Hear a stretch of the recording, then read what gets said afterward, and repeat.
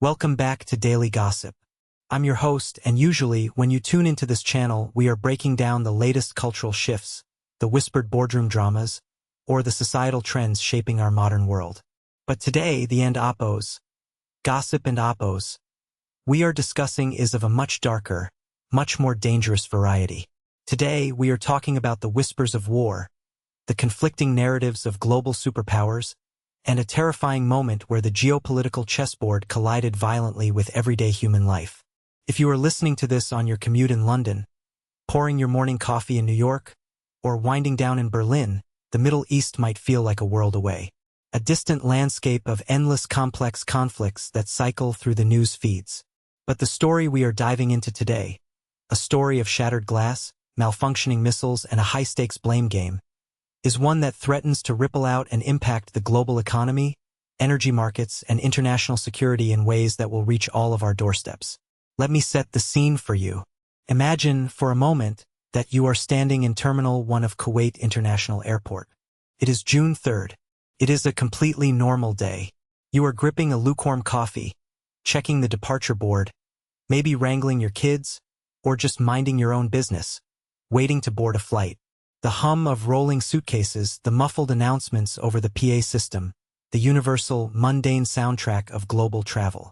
And then, without any warning, the roof tears open. Boom! A massive fireball erupts. What was, seconds ago, a beacon of international transit is instantly transformed into a near-death experience.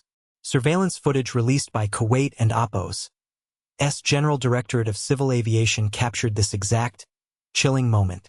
A massive blast wave races across the terminal, violently shaking the structural foundations and triggering absolute panic. Thick, suffocating plumes of black smoke rapidly engulf the area. We are talking about extensive, catastrophic material damage. People, innocent travelers and airport workers, running for their lives as shattered glass rains down around them like shrapnel. The human toll of this sudden eruption of violence was devastating. The strike killed one individual, later identified by India and Oppos' Ministry of External Affairs as an Indian national, a stark reminder of the global workforce that keeps these Gulf nations running. Beyond that tragic loss of life, 63 people were severely wounded.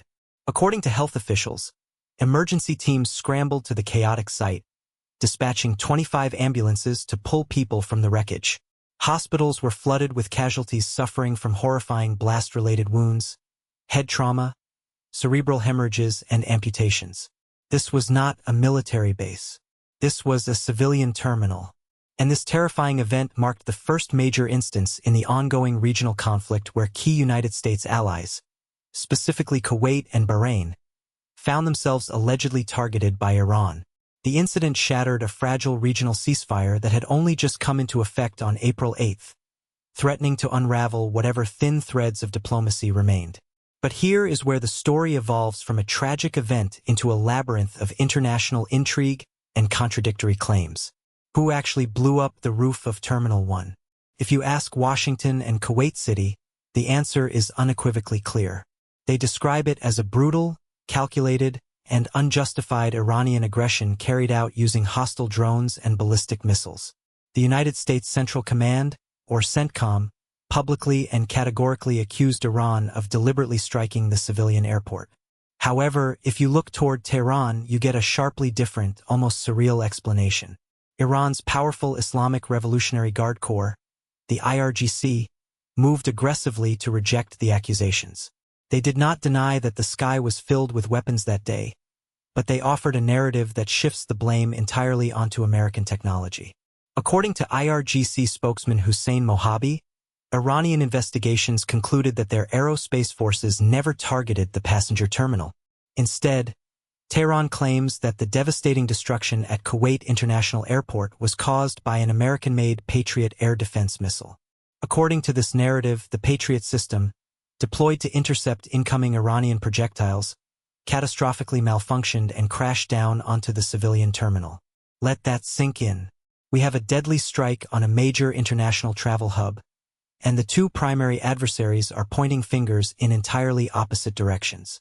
Washington says it was a deliberate Iranian drone strike meant to cause terror.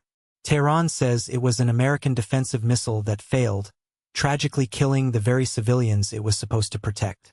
It is a fierce war of accusations, and the conflicting claims have added a dense layer of uncertainty to an already incredibly volatile regional crisis. This and oppose, fog of war and oppose, is a deliberate tactic. By offering these sharply different explanations, both sides are playing to their respective domestic audiences and the broader international community. For the United States, labeling it a deliberate Iranian attack justifies a hardened military stance and rallies allied support. For Iran, blaming a malfunctioning U.S. Patriot missile not only deflects moral responsibility for civilian casualties but also serves a dual propaganda purpose. It attempts to humiliate American military technology, suggesting that the U.S. cannot even protect its own allies. CENTCOM, naturally, dismissed the Patriot malfunction theory out of hand, insisting that the responsibility for the destruction rests solely with Tehran. The American military maintained that while Iran did launch a barrage of attacks, with around 30 ballistic missiles and drones launched toward the region, many of those aimed at U.S. positions were largely unsuccessful.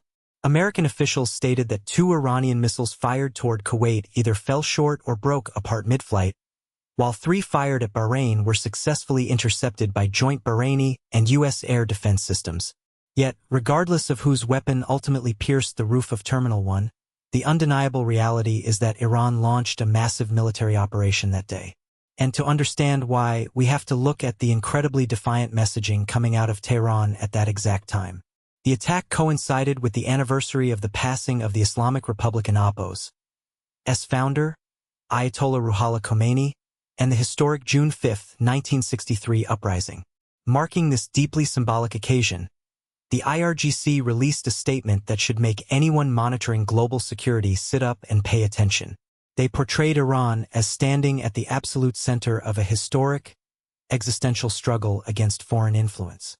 They declared that their, and quote, resistance front, and quote, will continue its fight until all foreign military forces, meaning the United States and its Western allies, are driven out of the Middle East, and what they call the Zionist regime is eliminated. This wasn't an oppose, just standard political rhetoric. It was a declaration of a new strategic reality. The IRGC claimed that recent events have fundamentally altered the balance of power in the region. They boldly asserted that Iran and oppose's adversaries have been forced to accept new rules imposed by the Iranian nation and its armed forces. For those of us living in Europe or the Americas, this is the part we cannot afford to ignore. The Guard Corps specifically pointed to their control and management of the strategically vital Strait of Hormuz. This is one of the world and oppose's most critical energy choke points. Nearly a fifth of the world and oppose's oil consumption passes through that narrow waterway. When Iran boasts about its growing influence over the strait, they are holding a knife to the jugular of the global economy.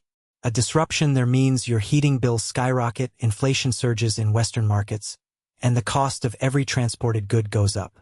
When Tehran says they have successfully imposed new realities on their opponents both politically and militarily, they are reminding the West of their leverage. The IRGC made it abundantly clear that they do not see the current, escalating confrontation as an endgame. They see it as the continuation of a much larger struggle. They are signaling that the battle is far from over. Iranian Foreign Minister Abbas Araqi tried to temper this slightly, stating that Tehran does not seek war.